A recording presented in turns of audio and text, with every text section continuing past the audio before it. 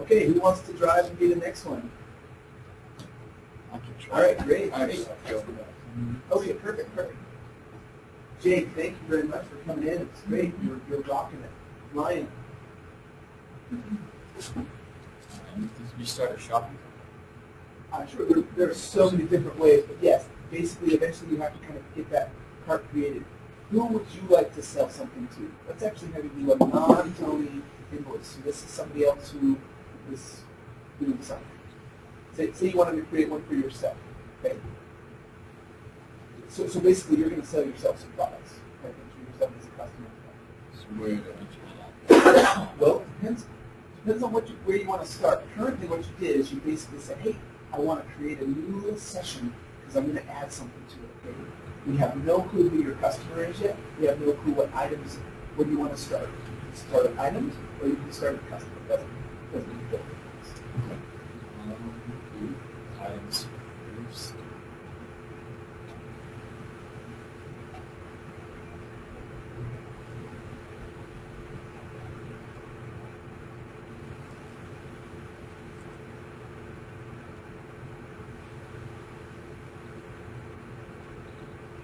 You guys are doing perfect as far as being able to search that sentence. It's really, literally that easy. It's just super, super simple.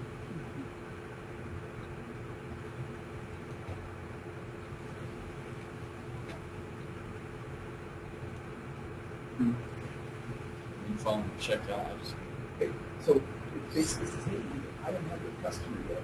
So then you would enter a portion of your name or whoever it is that you're looking for.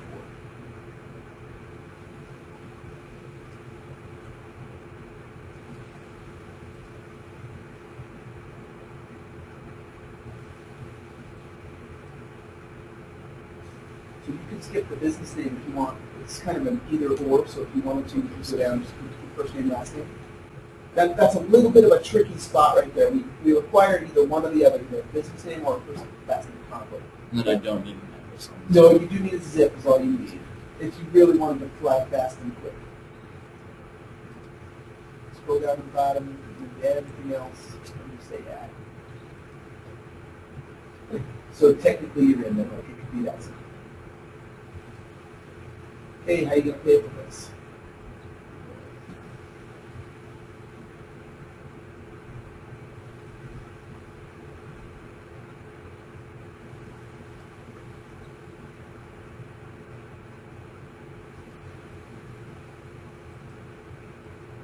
That was quick. You just did an invoice. You had 3 line items, a total quantity of 4 total things, because you had 2 of the quick draws there. But you literally just created an invoice for $188 and a new customer. Right there. Boom. And then where do you go? Where do you go for what? Where do you go from these? It depends on what you want to do. Like, so say you wanted to print this, you would just print it out or whatever. What do you think the next task would be, and what would you want to do? Basically, it has to jump you off to the page to kind of be like, hey, I'm assuming your customer wants a receipt or something. Okay. So you would probably print it and then say new or whatever. Like, depending on if you're just a counter salesperson, there's a little link even right there that says new. Just go down a little bit lower, right there, click, and it's ready. It's like, okay, we're ready to start again. But, kind of depending on what's going on, that's how that works. Tony, did you already do your voice? Yeah, I did one earlier. Okay, great. Okay, so check this out. What if we wanted to actually make a reoccurring one? How would you do that? One, you have to have the permissions, okay? Some retail places, they will never do a reoccurring. I sell candy bars to Joe, and he's going to come in some other day. He's going to get something different. It's never a reoccurring thing. Adilas, we sell reoccurring all the time, okay? We basically set somebody up with a monthly, and then we reoccur it over and over and over again. So what we do inside of Adilas, instead of automating it, you have to think of it like a tool again, okay? What we do is we say, create the master, and then I'm going to create a reminder system that says, can I duplicate that master? Oh, no. Okay. So just for a second, watch this. Say I know that Tony came in, okay? And he's like, yeah, let's totally turn this into some good stuff. I'm going to come here, I'm going to go to his log, I'm going to say all invoices year to date on Tony, list it out, And I'm going to come down here and take a look, and here's the one that we have, the membership fee. I'm going to hit printable on this guy, okay? Sweet, sweet, this is looking good. But I actually don't want to reoccur this whole thing because he's got harnesses, he's got setup, he's got all kinds of stuff in there, okay? So what I would probably want to do is I would probably go something like this. More options, duplicate invoice to cart, okay? And I'd come down here and I'd be like this. You're out of here, update. Just a membership left, and I already have to Tony, okay? And then I would say, come down here and put like, say this was for next month, so say this is for October.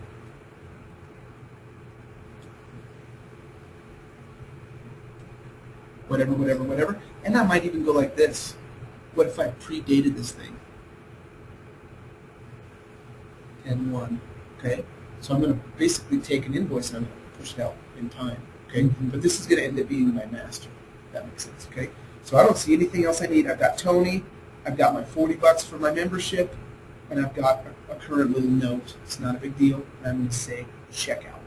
Click, okay? So at this point, he hasn't paid for this at all. I'm going to put it on account, and I'm going to say create that invoice. So what it does is it pushes it out in time, okay? So now, the cool thing is this little number right here, 133, this is its magic number, okay? This is its ID number. I'm just going to hit copy like that, and I'm actually going to come home, and I'm going to go to reoccurring invoices. So I'm going to go to my invoice page, and I'm going to hit on reoccurring, and I'm going to say create a new reoccurring. Here's what it asks. What's the master? And I'm going to go like this, paste, okay? Monthly, okay? And I'm going to come down here, day of the month, that's fine.